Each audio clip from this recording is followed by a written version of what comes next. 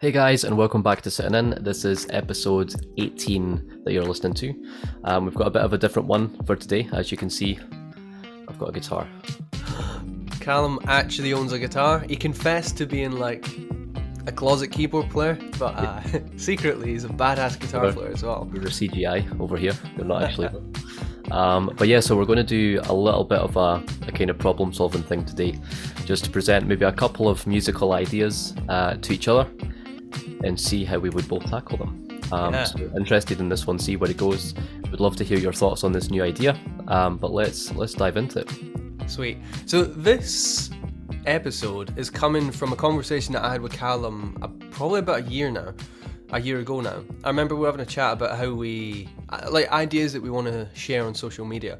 And I had this idea where I was like, wouldn't it be cool to create a reel? And I encourage anybody listening, like, steal this idea, please. I'd love to see more of this going around. But you would create a reel or a short post where you present a musical statement. It could be simple or it could be complex. I think simple is better when you're working with technique, personally. So you can work on the technique and not the crazy harmonic idea. And yeah, the whole point of the post would be to encourage a conversation around how people might solve a problem.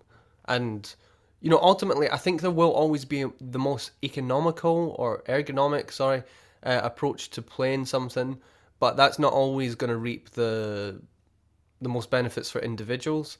I was listening to a podcast with John Mayer actually recently, and he was talking about the importance of people embracing their anatomy, really. It's like, what shape is your hand? What are you able to do? Like, how do you pick naturally, And out of everybody I know, Callum is the person who's been the most heavily invested in exploring technique.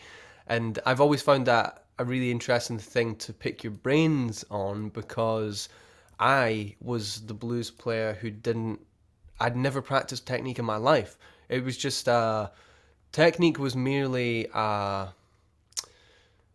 was an afterthought, and I would only really think about it if I physically couldn't play something, but I always found ways around it by using technique, but not literally think or explicitly thinking it as a technical thing.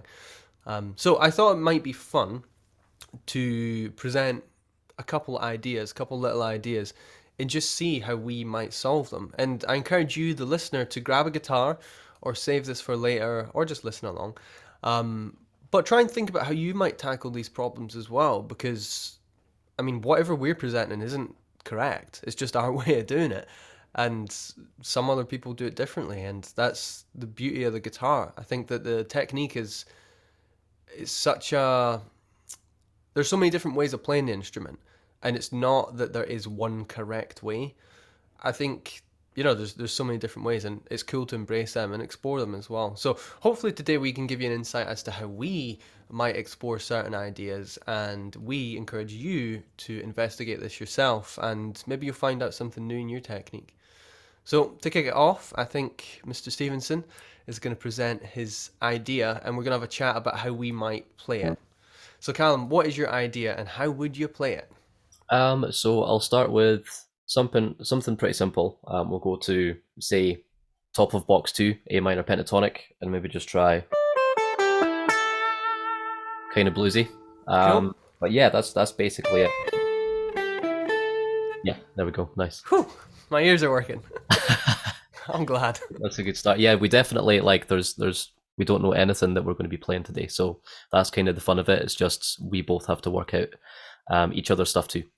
So with that one, the way that I'm picking it, now that I actually think about it, I'm really kind of thinking about, in terms of picking, just being efficient a lot of the time. Like, I use a lot of rest strokes in my playing so that I'm always at the next target note before it needs to happen. So I think you might be able to see that just on the very last one there. So I'm going down, up, down, down, up, down, up, down, down. I noticed that immediately when you played that. I always notice when people do rest strokes, because for me it's I like to sweep down things. That's how I think about it, but I'd never practiced rest strokes until I saw a really, really good guitar player called Cecil Alexander. He was talking about how he picks, and he always uses rest strokes, and so I got a little bit of that from him. But just wanted to point out, that's the first thing I saw straight away. I was like, oh yeah, cool, that's your way of doing that. It's fun. Like, I think it's it gets you up to certain speeds that, you know, it might not be super bluesy, but can be kind of fun. So that if you do that idea, it sets you up for the next repetition too. That's one Yeah. of the things I think about. It's like if I wanted to make that like some sort of like repeatable Jimmy Page lick, like that's, you know, a lot of things Jimmy Page would do is like a lot of repetitive licks. But that kind of idea,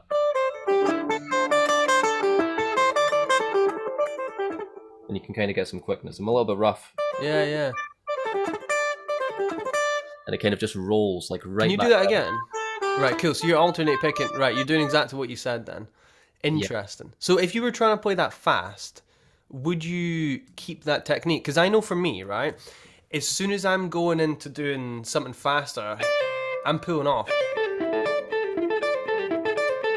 So what I'm doing for that is, if I was playing it slow, I would alternate pick everything. I'd go down, up, etc. But when I'm playing it fast, I'm going pull. I'm doing a downstroke here, so I'm going down, up, down, down.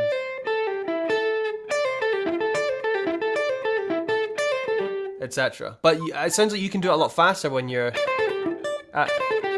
Well, I just can't do that. My hands don't work that way. It's weird that like, because that's typically, you know, how a lot of people solved that issue. I know a lot of the greats will do some little trick where there's maybe a little bit of legato in there, to, or hammer on some pull-offs to just kind of facilitate the next move. And I like a lot of that stuff too, that legato-esque playing and making things sound smooth. But I really liked the kind of like ferociousness that you could get from like everything being picked, everything being attacked. Yeah. And that's kind of, I don't know, from some of the players that I like, maybe like Stevie Ray Vaughan, like Hendrix obviously, but then Eric Johnson, and going as far as Yngwie. Like I don't listen to like a lot of him, but I really liked Yngwie's technique and Eric Johnson's technique for all of that kind of like, yeah, just all of that stuff. The all that kind of like, Yeah. like minor pentatonic stuff that Eric Johnson would do, and then the quicker stuff that maybe Yngwie would do, but then try and use that for, Yeah, right. you know, not just playing like Phrygian dominant for a million miles per hour. Yeah, cool. But yeah, from there, yeah, like I would. It's not my go-to. Like what you were doing there is weird. Like, Do you want to? Can you try it? And yeah, is that what you're doing? yeah.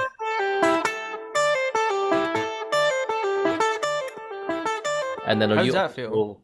It feels weird because I think I'm having to do the roll on the 10th. Okay. Are you doing the roll from the 10th of B to the 10th of E to start it? Yeah, I'm going. Sorry.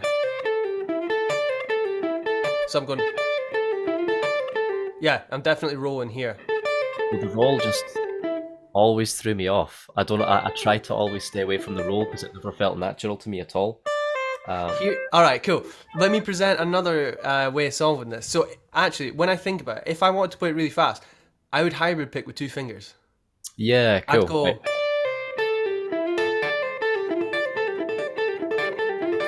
Now that note's not getting as much.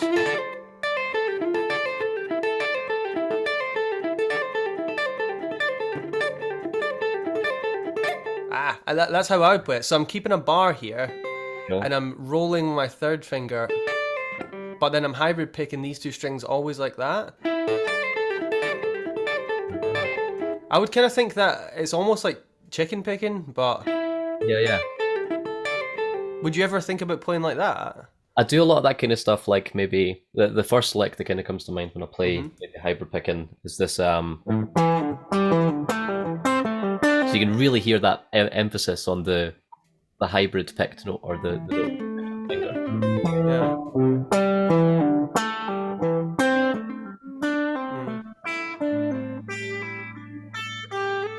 Like that kind of thing. Because that obviously defeats the thing that we're talking about. It defeats the string change because you've got something on either side ready. Yeah. It's cool, but it also gives a totally different flavor to just your playing. Like if I go, that's all picked, but then like I can get really groovy and play rhythmically a lot more with that. Like Yeah. I can just get more groovy. Yeah, I feel like naturally I would pick up So down, up, pull. Like Yeah, I like to do hammer-ons and pull-offs a lot, actually. When I'm that's what I'm doing when I'm doing the hybrid pick in there too. Mhm. I'm definitely using more pull-offs and stuff to just facilitate easier moves. Yeah. More smooth, but it's like it's got that kind of juxtaposition where there's maybe like a lot of attack, but then smoothness with the legato too, or hammer. Yeah. Cool. Nice. Nice. Sweet. I mean, there's so many different ways of approaching that. I'll just go through my approach here. So, when there's a phrase like this, and this is a purely technical thing we're doing, like I wouldn't practice this as a musical thing. Like I don't need to practice that. I've got it down. But for the sake of technique practice, I would just go through all the options. Like, what if I start an upstroke?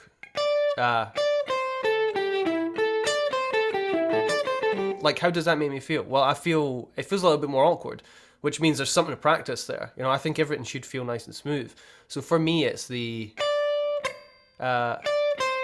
being inside the strings there. So up, down, and now I'm inside the string. So my wrist needs to do a little different movement there. And so that's enough. Like, I could sit and practice that now. Yeah. I just try and find the right position. Like, you notice that I'm moving my fingers sometimes, like, that feels good. Then sometimes, yeah, I quite like to have my hand resting like that.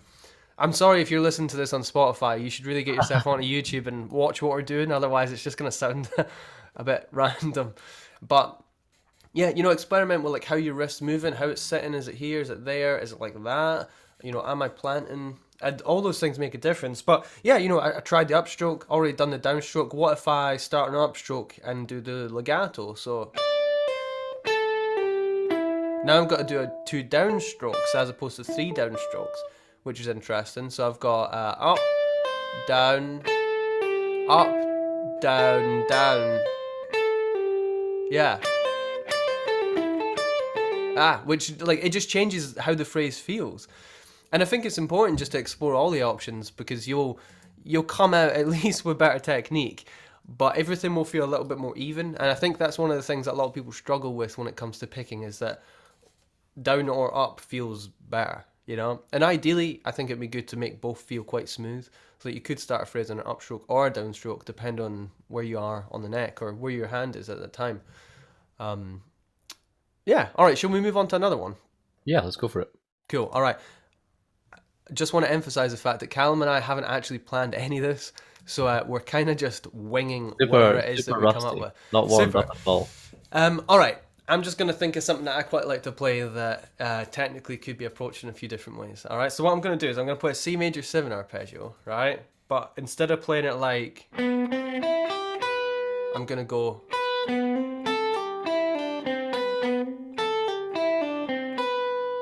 Right, so it's 5, and then 4 on the G, and then up, then 5 on the high E, and 3. So I'll just tab that out quickly for everybody watching. So high E 7, right, and I'm going 4 on the G, up to 5, and then 5 on the high E, 3 on high E, and then I'm finishing with, I'm actually pulling off to 5 and 3 on the B. Yeah. So it's a 1, 2, 3, 4, 5, 6, 7 note phrase, which is quite cool because it means it's going to resolve every couple beats. So the way that I would play that, I'll just play it.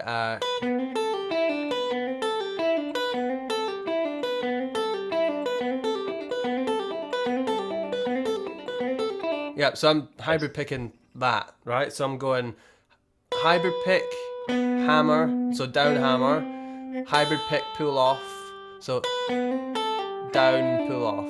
Yeah. So now do that really slow.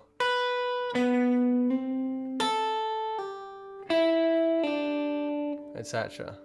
Now, how would you play that?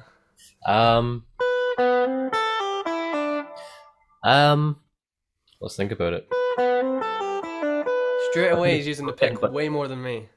Yeah, I think I definitely am. That's a tricky one. everything kind of naturally feels more picked. Well, I'm picking it, but I'm then doing more pull-offs than anything else. Yeah. And really, like, when I do those kind of things, I'm really trying to emphasize that, like, a lot of your pull-offs and stuff, they want to sound like a picked note. You want to get that. You want to gain that strength from the pull-off that makes it sound like a picked note.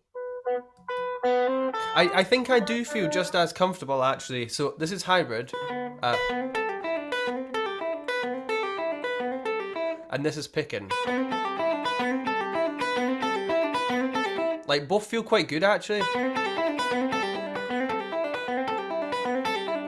And I noticed that when I'm picking that, actually, I started with a downstroke, down slant, like this.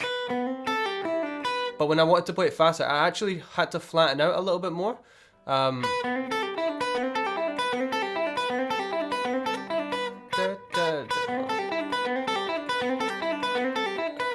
I keep getting that open sort of buzz coming out. Yeah, I think I'm slower when I'm trying to hybrid pick that. Yeah.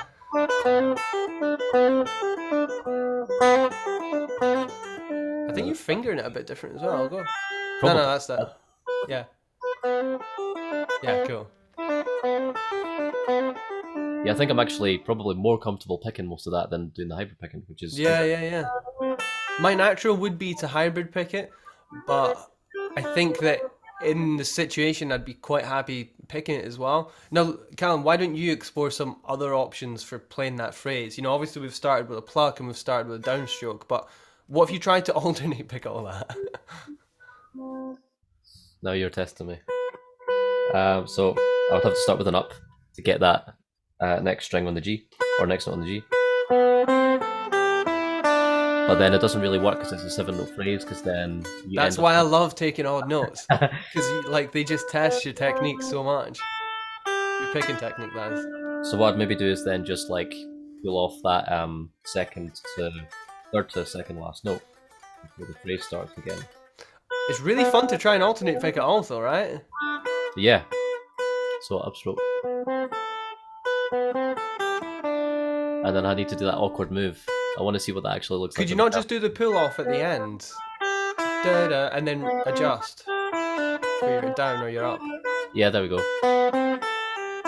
Oh, that's tricky to do now. Really kind of going against. See, I don't have it in me to think like this when I'm practicing. Like for me, this phrase is either... now we looked at these two options where I've got hybrid pick or pick. So I've got those are my baseline. The only other picking thing I would do, and I know it's super awkward, but I would just alternate pick everything. I'd go I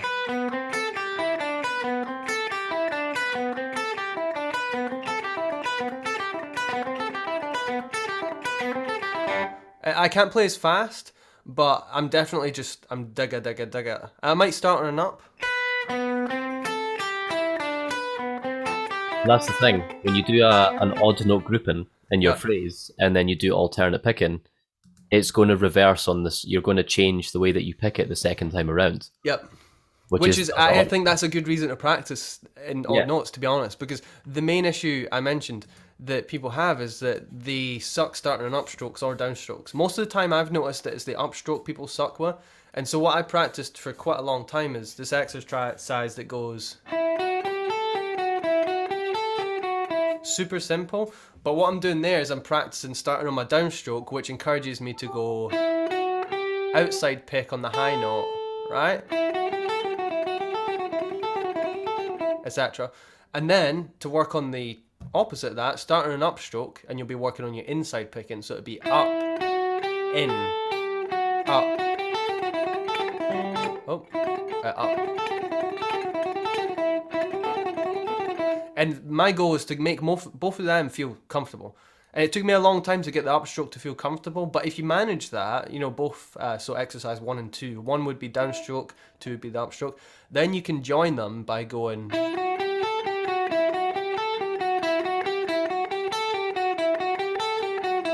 down, down, up,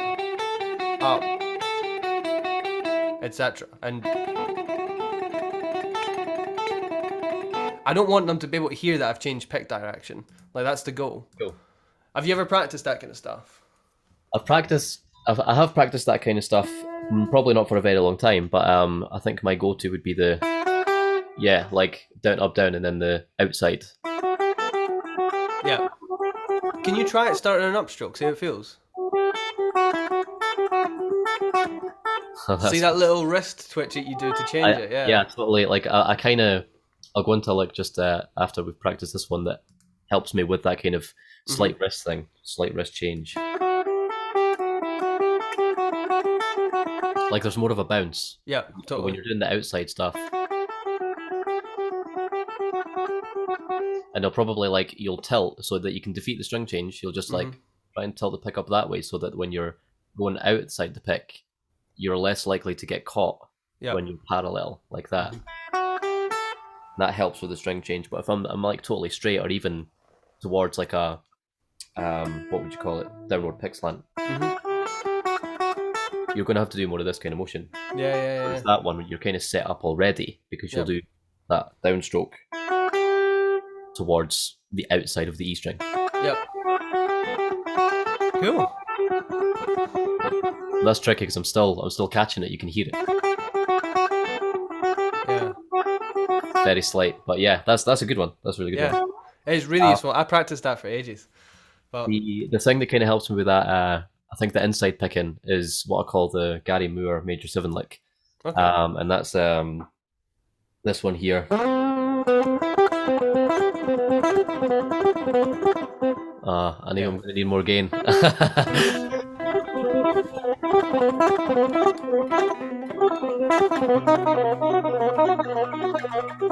That's like one of the things that he does in a song called "End of the World." Is amazing, but he shreds it. And does he pick it all? Yeah, it's just. But you can see like I think the way that he picks it is like he's really like he's got his hand like this. It's weird. Like I think is it more a tremolo kind of? It's more like it feels like a rigid movement, like an arm movement, as opposed to like maybe fingers. But I couldn't do it like that. I think I had to change the way I done it. For me, for it to make sense to me. Yeah. Like you can see this little kind of tilt that happens, and that's the kind of that there is to do the upstroke on the next string. Yeah. You can see the position change on that wrist. Yep. And I'm also planting it here with my fingers. Yep. How often do you plant your fingers? Is that something you keep there most of the time, or is it in flux? I don't think so. I don't think I do it too much. Maybe I do, actually. I'll have to go back and look at loads of material of me playing and see if I do that kind of thing. I think whenever I'm doing like fast picking, depending on what kind of way that I'm playing, or maybe the kind of thing that I'm artist that I'm emulating or guitarist that I'm emulating, it kind of will change. Like more, maybe I want more of a kind of relaxed wrist action if I'm doing like that kind of thing, like tremolo picking. But again, my upstrokes kind of seem a little bit weak at the moment. One of the ones that I would do for upstrokes is I would just simply say to the student, just try and pick as fast as you can. Yeah, right. Just with downstrokes, and then just try and match that with the upstrokes, and you'll be like, it'll feel super weak. So it's just like, seems like a really boring exercise, but you can simply do your finger gym exercises. You don't have to worry too much about like, I'm really bouncing off the strings, but just try that with the upstrokes instead. And just get some repetitions with that, and that can just even out a little bit so that when it comes to alternative picking, it's actually more smooth. Yeah, that's interesting. I've never practiced all downstrokes or all upstrokes, unless I'm doing like sweeping, which is a technique in itself. Now that lick that you just played, that idea, I never in a million years would I think to alternate pick that, like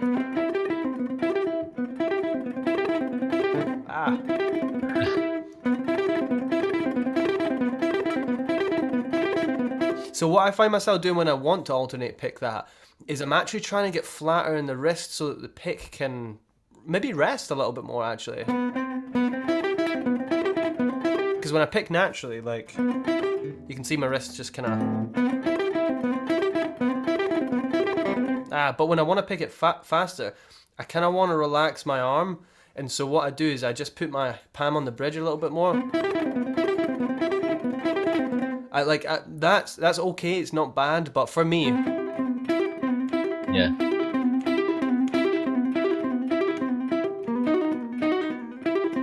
Nice. I might even just like not pick some of the notes and just like hammer on some nowhere. So what I'm doing there is I'm going pick, hammer. I think I'm downstroking everything. Yeah, down, and I won't even pick that. So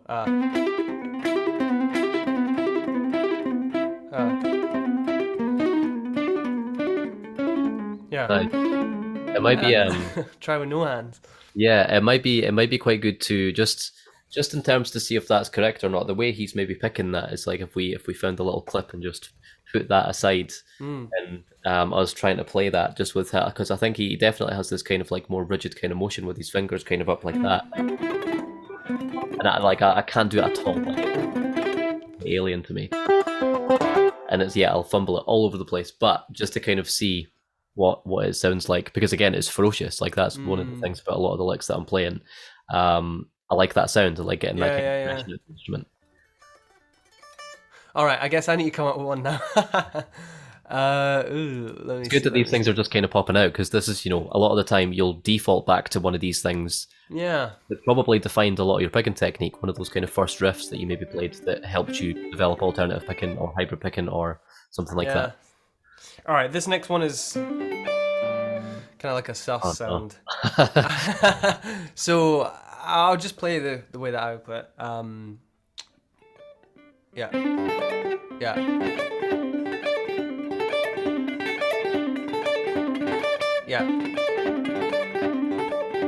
So what I'm doing, think about this. It's I'll not go through the tab. I think people can work it out from seeing it. So I am starting 5 of the G string. So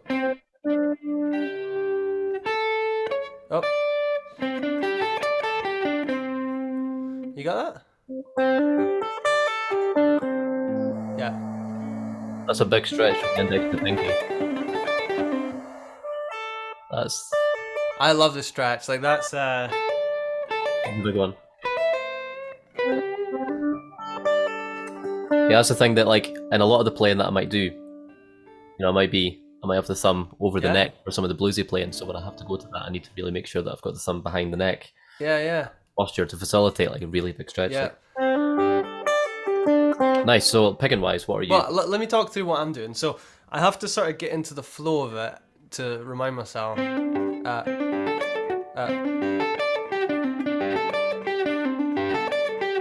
I'm starting with an upstroke and I'm hammering down, so that's sweep. So up, and I catch that note with an upstroke. So up, hammer, down. I think. Oh wait, it's hard to do this when it's slow.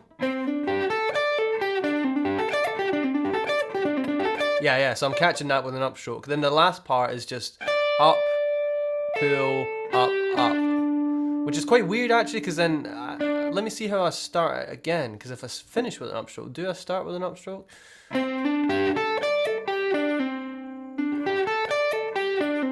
No, I just let that. Yeah, the phrase only starts with an upstroke. I do hammer on, pull off at the end. So.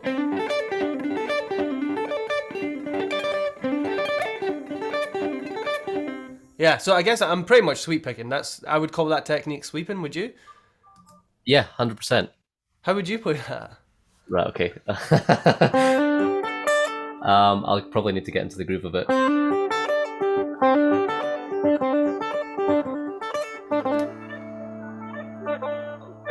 For some reason on this guitar it's easy to go like yeah, right. Get the E string over there. What's that? Like I thought about if that could ever become a technique on guitar, like, because sometimes it sounds like a bagpipe, which is quite cool. It kind of does. It's a major third. But yeah, that's like it kind of. I can't get into the swing of it, I think.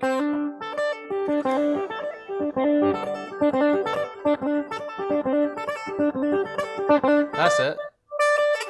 Yeah, so it's definitely like it's getting back for the downstroke. At the start of the pattern, that's what I'm always thinking about.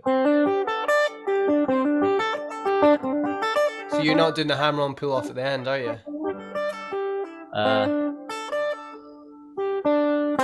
Yeah, I'm up down on the last. Yeah, I just kind of legato the whole thing.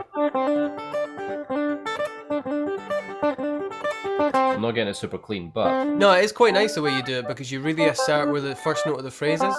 I feel like I kind of like... Yeah, because I go into legato, I sort of just like... There's less emphasis on the downbeat, which maybe I like that, but it's quite cool to hear you dugga dugga dugga dugga dugga. But for me, that just disappears, I think. I go... Oh. Oh. more battery, which is way nicer. Nice. The cool, like that phrase, if anybody's got it, like it's really cool because you can just sort of shift it around chromatically and get some really cool sounds. You know, if you take that and move it up a semitone, it's like etc. It's pretty cool sound. But all right, let's go through some other options. So, what if I alternate pick all that? Yeah. That's hard. So I find the top of the phrase is the hardest because I'm going... I just feel like it's a long way. Like to go down, up, down. I find that quite hard.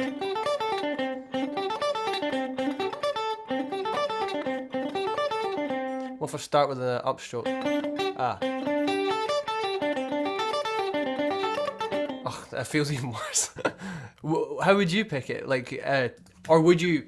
Can you try alternate picking that? Yeah, I can. So the temptation to just do the rest downstroke on the B to E, that's like it's throwing off the time. But like with alternative picking, I need to do more of the bounce. It's like what I got from the old Eric Johnson videos is that like he used this word bounce a lot in like the old kind of VHS tapes of the old master classes and stuff.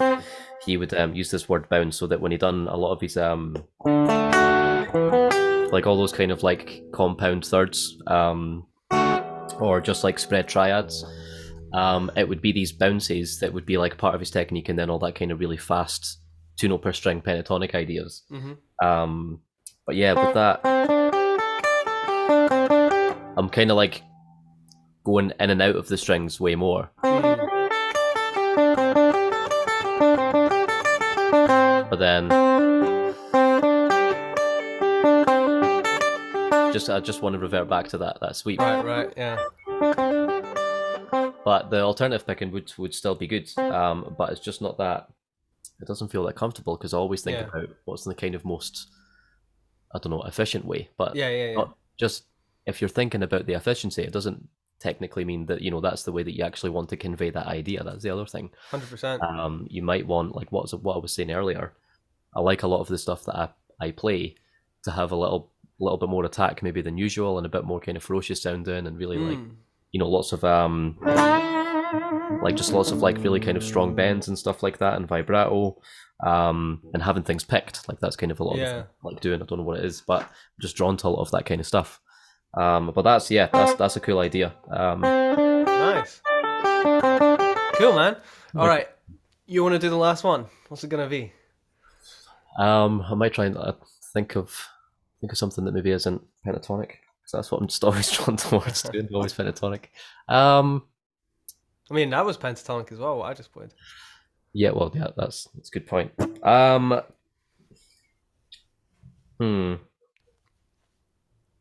I think, well, actually, let's see what you can come up with. Well, here's one. This is one that I kind of do every so often. And kind of a little bit of bluesy playing, but what is it again? If we kind of change it to like maybe more E.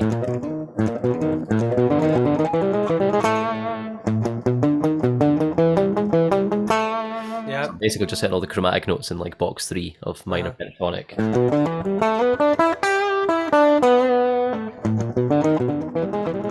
And that's like one of these things that like super quick. It's just sounds like Muse. So like, yeah, little chromatic idea, nearly chromatic, but with these rest strokes I get it like really, really quick. But it'd be interesting to see how you pick. Can I just have I got this right? Yeah. That's pretty much it. So I think just the last. Do you chromatic on all that? So. What did Yeah, you that's hear? it. So I just end on that 7th fret of D All right, cool. and Do see you how. want to talk about what you're doing, and I can try and? Yeah, so what I do there, this is definitely like if any listeners are aware of the Troy Grady stuff on YouTube or any of his things that he sells online to go into different players' techniques. I've kind of developed it from a lot of understanding of how Eric Johnson plays with the right hand and how Yngwie plays with the right hand too. So Yngwie would be really good at traveling through the strings, to the higher pitched strings, because of his ability to use the rest stroke and use one string sweeps to eliminate the string change. So that's kind of what this idea is based around on. So I'll try and get up to speed.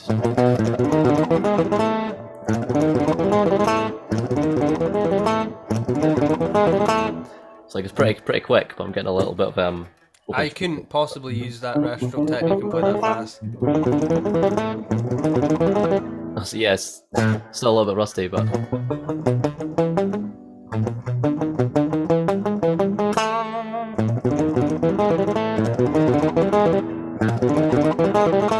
it's pretty tricky. Wow. All right, cool. Let me try. Not So, to stop this one. all right. Naturally, I'd go straight to. Yeah. Yeah.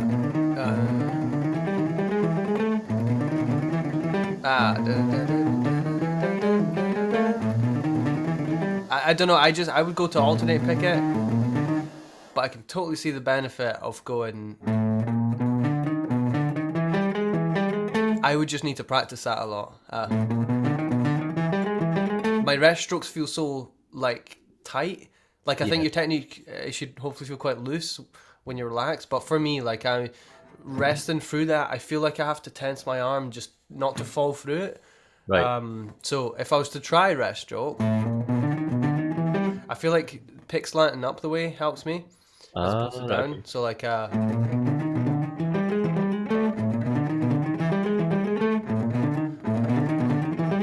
see, it feels really clunky for me.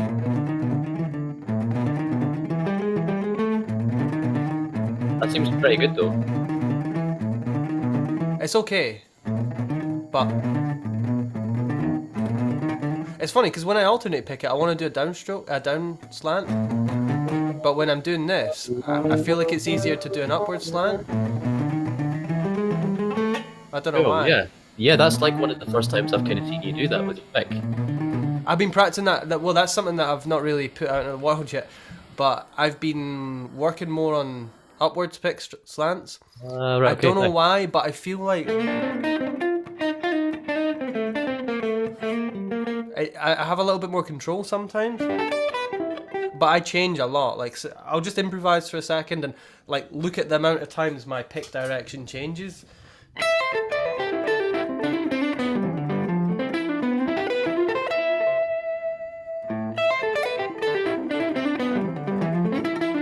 Like now I'm down and then I'm up. Yeah. Wow. Like,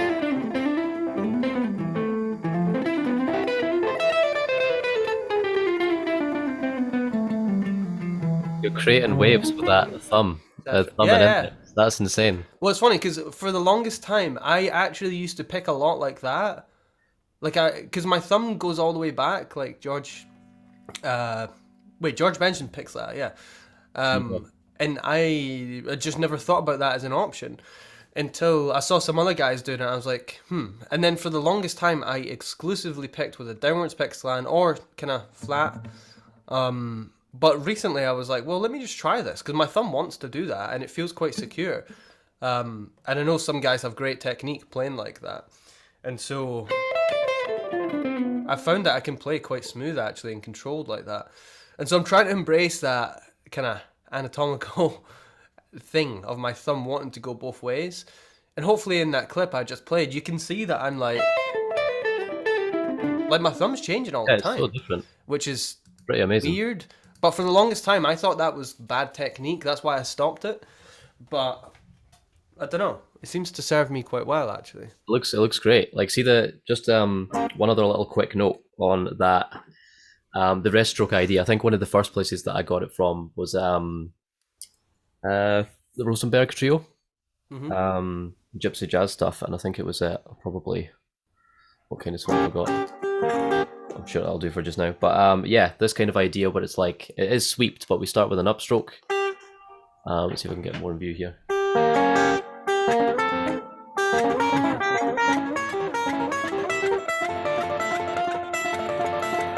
Like all that kind of thing, just rakes like all the time. Yep. But see, when that clicked for the first time, because it was really alien, it clicked really quickly. Like in terms of like how long you would practice a technique for, because it's really ergonomic and it makes sense. It's just one of these things that very quickly just started to get amazing results, like super quick, just because that feels like it's the most efficient way to essentially play that if you want that kind of sound. It's pretty insane. But I can see the parallels between that and say like a 2-string idea that say can't remember any of these ones now, but like all that kind of thing. There was the kind of, what's the famous one? The Hotel California. No, it was actually it's this song called Rising Force by Yngwie Malmsteen. Right. And it was a really ridiculous one. I can't remember at all where it started. Yeah, I can't remember where it started, but I had that kind of 2-string idea. That takes a lot of control over the downstroke. That's why I struggle with what do you call it? Rest strokes. I struggle controlling the downs. That was it. Yeah, that kind of thing there. So it had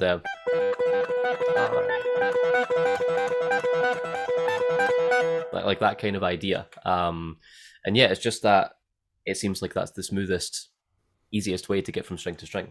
Yeah. Play me that phrase one more time, please. Yeah. Yeah. So see that.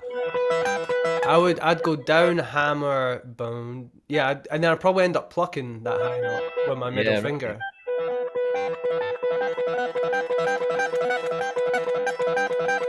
But that looks nice and efficient. Yeah, it doesn't feel like I'm using too much, energy for that. I'm not tensing either. That's one of the things, obviously. Yeah. Like that, you might want to stay away from, because you'll feel like your muscles and tendons and things will be working like 10 times harder than you need to. Yep. If you're tensed up doing that kind of stuff. But yeah, that was interesting. Yeah, no, that was really fun actually. I think we could probably do quite a few more episodes like this where we break down an idea and talk about how we view it. It would be cool to have Jack in on this conversation as well when he's available. But cool. Well, the listener, I encourage you to try these things out yourself. See if you can find different ways of playing them. Really, technique is fairly... There are only ever going to be a few options, I think, unless you start changing like the fingerings of how we're actually playing it. But with these little puzzles, let's say, there are going to be a bunch of options. Find out what works for you. And, let us know. Send us a message like, exercise 2 felt really weird if I'd done this, but I actually prefer to use hybrid picking, for example. And hopefully it gave you an insight as to how we solve these problems because, well, it seems that we both have very different techniques. I like to play a lot more hybrid and legato, whereas Callum has got a lot of control over his pick and he likes to do the rest strokes a lot, which to me, like that is something I need to practice. It's tricky stuff for me. But yeah, do you have any final words for the people? Hopefully you've enjoyed that one. It would obviously help us a lot if you got a lot of value from that, or you can see it having more value in the future if you wanted to see more episodes like that where we do dive into picking technique and how we might play things again with Jack on that as well. I think that'd be even better, just with the three of us being able to compare ideas, and yeah, hopefully give you guys something that is super useful for you. Fantastic. Well, we hope you've enjoyed this episode. We shall see you next time, and in the meantime, happy practicing.